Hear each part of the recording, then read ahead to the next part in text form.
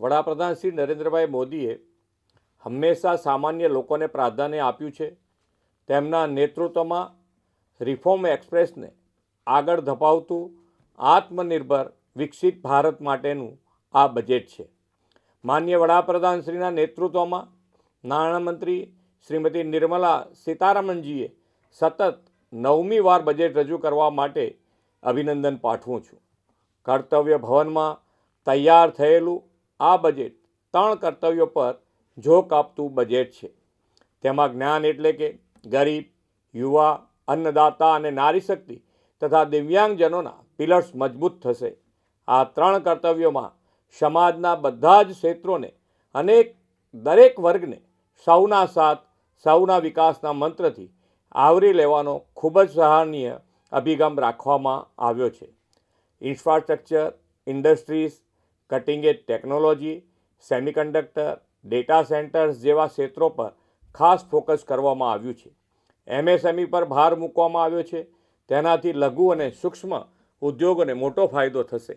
Manufacturing ક્ષેત્રમાં ઉદ્યોગોને જે પ્રોત્સાહનો જાહેર કરવામાં આવ્યા છે તે પણ ગુજરાતના મેન્યુફેક્ચરિંગ સેક્ટરને બૂસ્ટઅપ કરશે.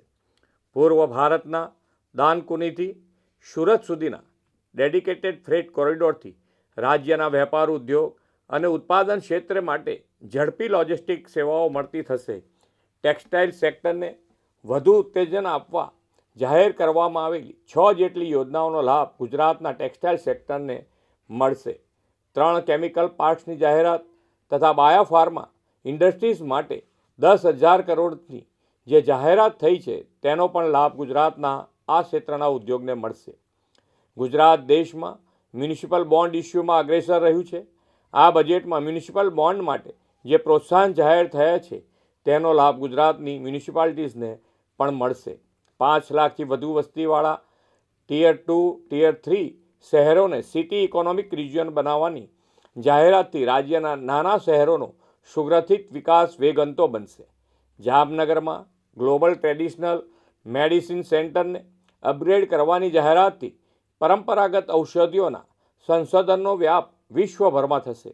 લોથલ અને ધોળાવીરાનો દેશની 15 પુરાતત્વ વિરાસત ક્લસ્ટર ટુરિઝમ ડેવલપમેન્ટમાં સમાવેશ થયો છે. તેનાથી પ્રવાસન દ્વારા ગુજરાતમાં વિરાસત બી વિકાસ બીનો અભિગમ સાકાર થશે. દેશમાં 20 આઇકોનિક પ્રવાસન સ્થળો માટે 10,000 ટુરિસ્ટ ગાઈડ તૈયાર કરવાની યોજનાથી ગુજરાતના આઇકોનિક ટુરિસ્ટ પ્લેસમાં સ્થાનિક રોજગારીઓને તકો વધશે.